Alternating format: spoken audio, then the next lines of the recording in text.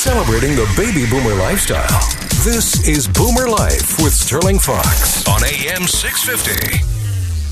Because BC is better on a boat. That is the motto of our guests and their association. From Boating BC, Paul Mendham and Tina Moberg-Parker are our guests on Boomer Life. And Tina, when you and I met earlier today, I interrupted a conversation that you were having with some of my colleagues, but you were talking about your experiences as a teacher, and you're seeing this firsthand more often than not nowadays, where little kids, under 12-year-olds, sometimes 6 to 8-year-olds, come down for the sailing lesson.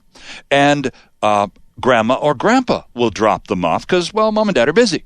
That's right. So grandma and grandpa take the job. Well, no problem. We'll get her to sailing class on time.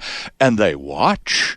And she comes back from her sailing lesson, and she's just glowing. It's been fantastic. And Grandma and Grandpa are kind of going, gee, this looks like fun. And then they find themselves in the next sailing class. This isn't too unusual anymore, is it? No, it's not. And the grandparents are getting younger and younger and healthier and want to get involved. And we have more and more now sailing lessons where there's a grandma or grandpa with a grandchild, two in a boat, and they sail together. They take the lessons together. They even start racing sometimes together.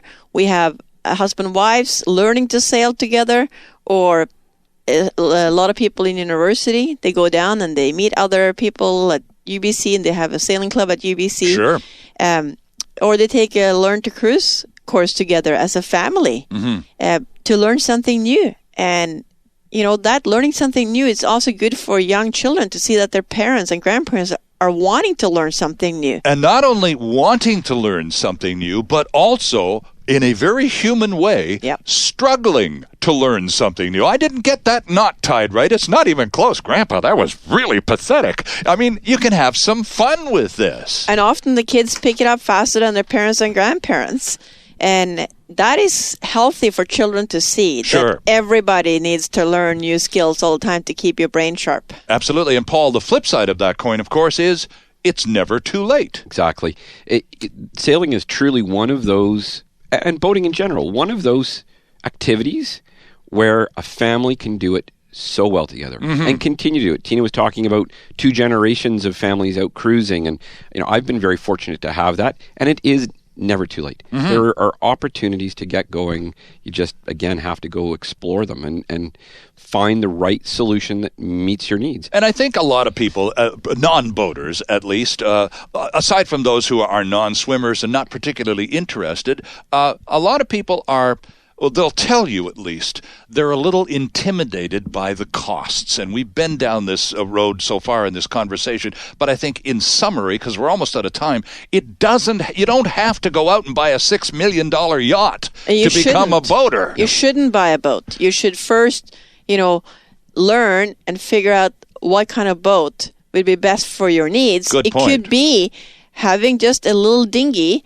a 2-person dinghy at the local club that costs $1,000. That's all they cost. And you can take it out every weekend. You can take it out after work. You can learn and play with it. That's, for most people, that is a really good way to start. Or join a club or a school where you can borrow boats or go in a partnership.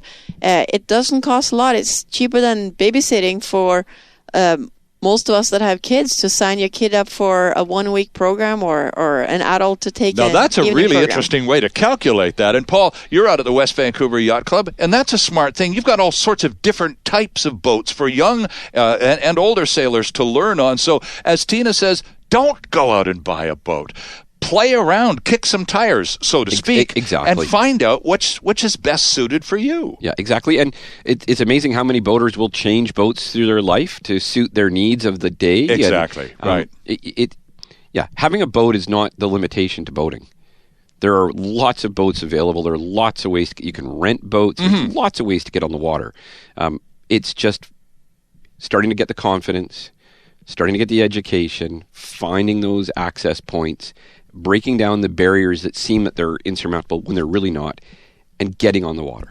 Right. And you'll meet so many really nice people that it becomes a whole family and community that supports each other through the commonality of boating and sailing. I think that's something that is perhaps overlooked a lot, because the boating, like any sporting group, skiers are the same way, and every group that has a common interest like that, boaters just appear to be having the most fun, if you don't mind my saying so. It's sailing for life. Yeah. It is forever. It's not, you don't have to be super competitive.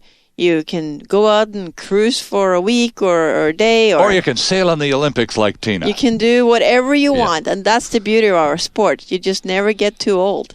Right. BoatingBC.ca is the website of the organization, Paul, and there's lots of great links on there and lots of great learning possibilities. Definitely. It's a good place to start, isn't it? It's a wonderful resource to start exploring boating in British Columbia. No question. So if you're listening to us and getting a little kind of keened up by the enthusiasm of our guests, and I'm kind of partial to it myself, you might want to just cruise over to the computer and check out boatingbc.ca, and boy, I'll tell you, the places you can link to from there will keep you busy for a few hours. It's been a real pleasure speaking with our guests tonight, Tina Moberg-Parker and Paul Mendham from Boating BC and Sailing BC. Thank you both for coming in. Just a treat to meet you. Love the enthusiasm and would welcome the opportunity to do this again with both of you.